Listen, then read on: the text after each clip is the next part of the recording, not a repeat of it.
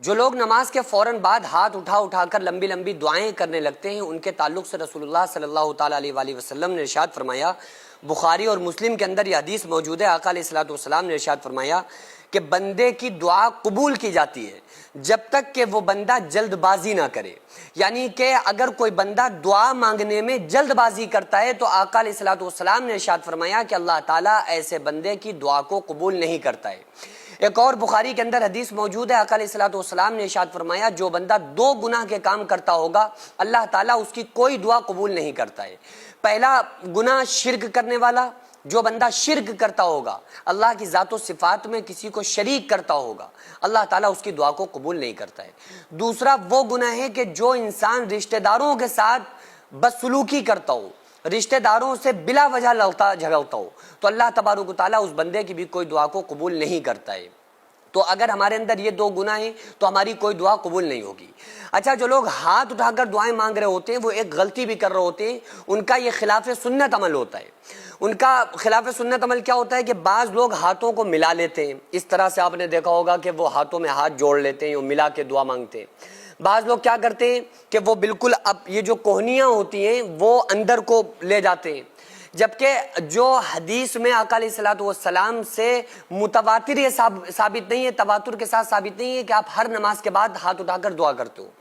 یہ ثابت ہے کہ آقا علیہ الصلوۃ والسلام فرض نماز کے بعد دعا پڑھتے تھے اور ذکر و اذکار پڑھتے تھے، اس کا بھی ثبوت ملتا ہے. امام نووی فرماتے ہیں کہ آقا علیہ الصلوۃ والسلام سے یہ ثابت نہیں ہے کہ آقا علیہ الصلوۃ والسلام ہمیشہ ہاتھ اٹھا کر دعا کرتے آ رہے ہوں، لیکن آقا علیہ الصلوۃ والسلام اکثر دعا کیا کرتے تھے، کیونکہ مسلم شریف کے اندر حدیث موجود ہے، آقا علیہ الصلوۃ والسلام سے دعا کی مقبولیت کا وقت پوچھا گیا تو آقا علیہ الصلوۃ والسلام نے ارشاد فرمایا کہ تہجد میں جو اللہ تعالیٰ سے دعا مانگی جائے اللہ تعالیٰ اس دعا کو قبول کرتا ہے، اور فرض نماز کے بعد جو بندہ اللہ تعالیٰ سے دعا کرتا ہے اللہ تعالیٰ اس دعا کو قبول کرتا ہے. تو ہاتھ لیکن جب آپ اٹھائیں نا تو اس میں یہ غلطی نہ کریں کہ چونکہ ہمارا کوئی بھی عمل خلاف سنت نہیں ہونا چاہیے اور دعا میں جلد بازی نہیں ہونا چاہیے، ورنہ بجائے دعا مانگنے کے وہ جو ہم مانگ رہے ہیں وہ بھی سب برباد ہو جائے، وہ بھی ہماری دعائیں قبول نہ ہوں کیونکہ ہم خلاف سنت عمل کرتے رہیں ساری زندگی. تو جو سنت طریقہ ہے وہ یہ ہے کہ جو آپ کی کوہنیاں ہونا چاہیے وہ آپ کے سینے سے علیحدہ ہونا چاہیے اور ہمارے ہاتھ کھلے ہوئے ہونا چاہیے. یعنی جو ہمارے ہتھیلیاں ہم ملا لیتے ہیں تو یہ ہتھیلیوں میں گیپ ہونا چاہیے، ہتھیلیاں کھلی ہونا چاہیے. چونکہ اللہ تعالیٰ سے جب ہم مانگے تو یہ ہمارا انداز ہونا چاہیے کہ ہمارے جو کوہنیاں ہوں سینے سے الگ ہوں، آگے کو ہوں، ہاتھ پھیلے ہوئے ہوں، کیونکہ اللہ تعالیٰ سے ہاتھوں کو پھیلا کے دعا مانگنا چاہیے، لمبے لمبے ہاتھوں کے ساتھ اللہ تعالیٰ سے دعا مانگنا چاہیے. حدیث میں آتا ہے نا کہ ایک صحابی تھے، وہ لمبے لمبے ہاتھوں سے اللہ تعالیٰ سے دعا کر رہے تھے، صحابہ کرام لمبے لمبے ہاتھوں سے اللہ تعالیٰ سے دعا مانگتے تھے. تو لمبے لمبے ہاتھوں کا مطلب یہ ہے کہ ہاتھوں کو پھیلا کے کافی دیر تک اللہ تعالیٰ سے دعائیں مانگتے رہتے تھے. اور دعا میں جلد بازی کرنے کا مطلب یہ ہے کہ آپ نے ایک دعا رٹ لی، یا کوئی عربی دعا ربنا آتنا فی الدنیا حسنہ یا ربنا ظلمنا انفسنا وان لم تغفر لنا وترحمنا لنکونن من الخاسرین، یا اس جیسی عربی کی جو بھی دعائیں آپ نے یاد کی ہوئی ہیں اب آپ ان کو بس رٹا مارا ہوا ہے اور آپ نے اسی طرح سے پڑھ لیں. تو آقا علیہ الصلوۃ والسلام نے ارشاد فرمایا، بخاری مسلم کی حدیث ہے کہ اس کی دعا اللہ تعالیٰ قبول نہیں کرتا ہے جو دعا میں جلد بازی کرے. تو دعا تو دل میں جو ہمارے اندر جو دل میں چل رہا ہے، جو ہم تھکے ہوئے ہیں، جو ہم ٹوٹے ہوئے ہیں، جو ہم اپنا دکھ لوگوں کے سامنے بیان نہیں کر سکتے، کیونکہ ہم دنیا والوں کے سامنے اگر اپنا دکھ بیان کریں گے تو لوگ ہنسیں گے، ہم اپنے دکھڑے کو اللہ کے سامنے بیان کریں گے تو اللہ تعالیٰ خوش ہوتا ہے. تو اپنے دکھڑے کو اللہ کے سامنے بیان کرنے کا نام دعا ہے.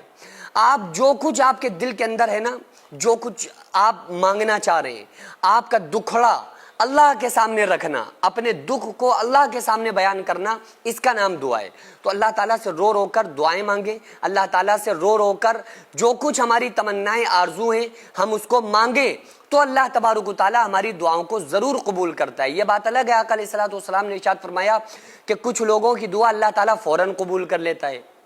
کچھ ایسے لوگ ہوتے ہیں جن کی دعا فوراً قبول نہیں ہوتی ہے. آپ میں سے بھی یقیناً ایسے لوگ ہوں گے جن کی دعائیں ایک دم قبول نہیں ہو رہی ہوں گی، تو لوگ پریشان ہو جاتے ہیں کہ یار ہماری دعا قبول نہیں ہو رہی. تو آقا علیہ الصلوۃ والسلام نے ارشاد فرمایا کہ کچھ لوگوں کی دعائیں اللہ تعالیٰ فوراً قبول کرتا ہے، کچھ کی دعائیں کسی مصلحت سے کچھ دیر کے بعد ہوتی ہے، کچھ کی دعائیں قیامت کے دن اللہ تعالیٰ قبول کرے گا، اور اس طرح سے قبول کرے گا کہ ان کا جو دنیا میں دعا قبول نہیں ہوئی اس کا صلہ آخرت میں ان کو عطا فرمائے گا۔ بعض مرتبہ ایسا ہوتا ہے کہ اللہ تعالیٰ سے جو چیز ہم طلب کر رہے ہوتے ہیں، جو چیز ہم مانگ رہے ہوتے ہیں، بظاہر وہ چیز ہمیں نہیں ملتی ہے، لیکن اس کے علاوہ دوسری اور چیزیں اللہ تعالیٰ ہمیں اس دعا کی برکت سے عطا کر دیتا ہے۔ مثلا حادثات سے بچا لیتا ہے، ہمیں تمام پریشانیوں سے نجات عطا کر دیتا ہے۔ اگزامپل، ہم مانگ رہے تھے اللہ تعالیٰ سے یہ کہ اللہ تعالیٰ ہمیں دولت دے دے، لیکن اللہ تعالیٰ نے ہمارے اوپر کوئی بڑی بیماری آنے والی تھی، وہ اس بیماری سے بچا لیا۔ تو بعض مرتبہ ایسا بھی ہوتا ہے کہ دعا میں مانگتے کچھ ہیں لیکن اللہ تعالیٰ عطا کچھ کرتا ہے، لیکن یہ آپ سمجھ لیں کہ جو ہمارا رب ہے، جو ہمارا خالق ہے، جو ہم سے زیادہ جانتا ہے، جو ہم سے 70 ماؤں سے زیادہ پیار کرتا ہے،